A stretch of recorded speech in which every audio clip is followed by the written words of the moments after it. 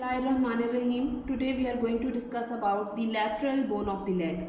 The lateral bone of the leg is fibula. It is very thin. It is built homologous with the ulna of the upper limb. First of all, we will determine its side. For the side determination, we should know about the upper end, lower end, and the border on the shaft. The medial border, or mainly the interosseous border. This is fibula. You can see that it is thin as compared to tibia. So it can be easily visualized that this is fibula, not tibia. Now the upper end. Upper end of the fibula is slightly expanded in all direction, and it is slightly smaller than the lower end. Lower end has a lateral malleolus. Now you can see this is the lateral malleolus. It is much bigger than the upper end, and the upper end is slightly expanded in all directions. Now we came to know that this is upper end and this is the lower end. Now it could be from the right side or left side. How we will determine this? It will determine by the medial side or the medial border. The medial border or the medial side of the lower end, this is the lower end from which we can determine the medial side. The lower end bears a triangular articular facet anteriorly and the deep malleolar fossa posteriorly. This is the triangular articular facet. ये मैं थोड़ा सा इसको change करें anatomical position से. This is the triangular facet that is facing anteriorly, and just below it is the malleolar fossa which is facing posteriorly. In normal anatomical position, मैंने ये बिल्कुल normal anatomical position में रखी हुई है bone. Okay, this is the normal anatomical position, and this.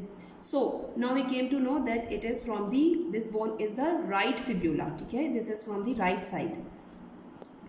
Here is the triangular facet, and just below it is the malleolar fossa which is facing posteriorly. This is upper end, this is lower end, and this is the medial side. So we will determine the side, that this is the right bone of the leg. Now the features I am going to explain. First of all, the upper end. The upper end is slightly expanded. The superior surface bears a circular articular facet. This is the circular articular facet which is articulates with the lateral condyle of tibia. The apex, this is the apex of the head. This is called as styloid process, which projects upward from its posterolateral surface. अभी मैं normal anatomical position में रखे हुआ तो इसके posterolateral आ रहा है, ठीक है? And the constriction just below this is called as the neck of the fibula. So three things important in upper end is that superior surface bears a circular articular facet. The apex of the head is the styloid process, and just below to the head is a small constricted area which is called as the neck of the fibula. Now the shaft. Now in shaft there is a considerable variation. Be remember in this thing it is variable in different individuals according to the muscles that are attached, the weight bearing as a weight bearing joint. And so there is some variation in this bone. But like other bones, it has three borders and three surfaces. First of all, the anterior border.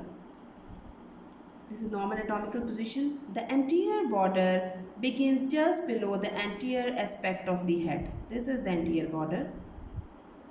It goes downwards and continues with in the lower part with the lateral malleolus. ये थोड़ा सा यहाँ से slightly इस तरफ हो जाता है. That is totally forming the anterior border. ये पूरा बड़ा sharpened सा border है जो आपको नज़र आ रहा है. That is the anterior border. Now after the anterior border is the medial border. Medial border lies just medial to the anterior border. This is the anterior border और उसके बिल्कुल medially जो है upper end पर आपको इतना appreciable नहीं होता, लेकिन side से ये medial border जा रहा है. That is also called as the interosseous border. ठीक है? It is present slightly more over the posterior plane. It terminates below on the roughened area. ये this is the roughened area. यहाँ पे जाके ये medial border end हो जाता है. ठीक है? On the roughened area below this there is a talar facet. ये बिल्कुल facet आपको उसके lower end पे नज़र आ रहा है. ये मैं भी आपको बाद में दोबारा बताऊँगी. This is a talar facet. यहाँ पर आकर end हो जाता है lateral malleolus के triangular facet पे interosseous border. Then the posterior border. Posterior border के लिए मुझे इसको move करना पड़ेगा. ये यहाँ पे हम आ जाते हैं posteriorly. Posterior border is rounded. Its upper end lies in the line with the styloid process. ये जो styloid process मतलब बिल्कुल इसके साथ से आता है posterior border. And it margin of groove on the back of the lateral malleolus. Just as margin over the groove on the, यहाँ पे groove है जो कि बिल्कुल lateral malleolus पे जाके end हो जाता है. This is the posterior border. So in a normal anatomical position, that was the posterior border, anterior border, and just medial to it is the medial border. So now three borders have done. We have three surfaces. Medial surface lies between the anterior and the interosseous border. This is the medial surface. The lateral surface lies between the anterior and the posterior border. This is the lateral surface, and the larger one or the largest one of the three surfaces is the posterior surface. ये सारी की सारी पीछे ये सब posterior surface है इसकी, ठीक है. The posterior, the interosseous and the posterior borders in the upper two-third, it is divided into two parts by a vertical ridge called as the medial crust. ये साइड पे इसकी जो medial crust भी है, ठीक है. ये इसकी तीनों surfaces हैं. नॉर्मल एटॉमिकल पोजीशन में अगर हम इसको रखें तो anterior, medial and posterior. Okay, posterior surface is the largest surface. Now important is the lower end. The lower end has 4 important features which you have to remember. Anterior surface is roughened. This is rough area. When you can feel that, you can to know that is rough and rounded. The posterior surface is marked by a groove. Here is a posterior surface. It has marked by a groove. The lateral surface is subcutaneous, which is you can feel yourself. And medial surface bears a triangular facet. This is a triangular facet that will forming the joint with the talus. And below it is the malleolar fossa, which is the basically facing posteriorly. So these are the 5 important points in the lower end. This was whole about the fibula. Now I will tell you the ossification of the fibula.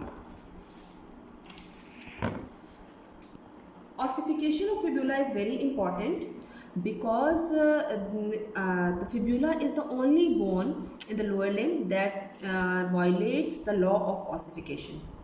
According to the law of ossification, the center are basically the first centers that are going to appear in early years of life are basically last to fuse.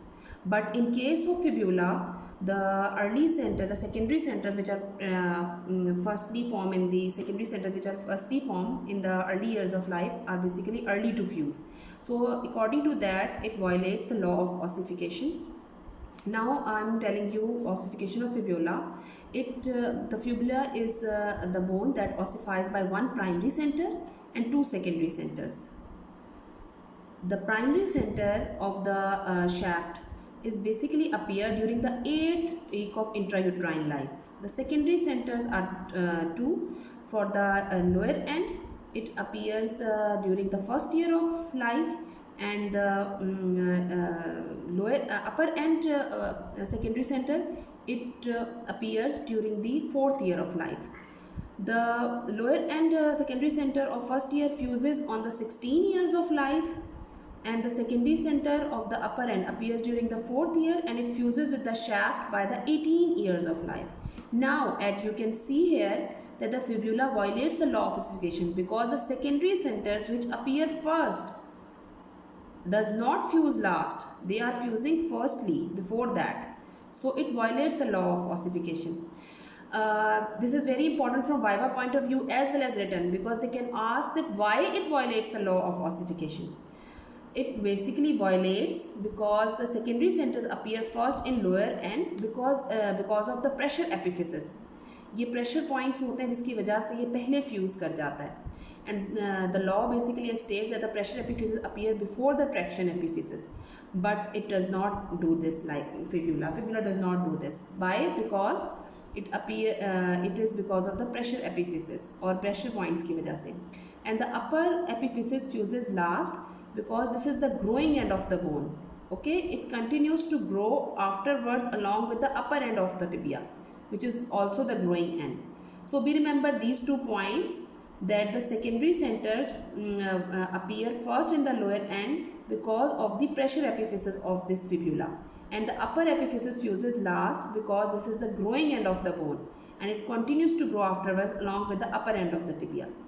So you have to remember the law of ossification along with the ossification of fibula, and also why it violates the law of ossification. This was all about the day.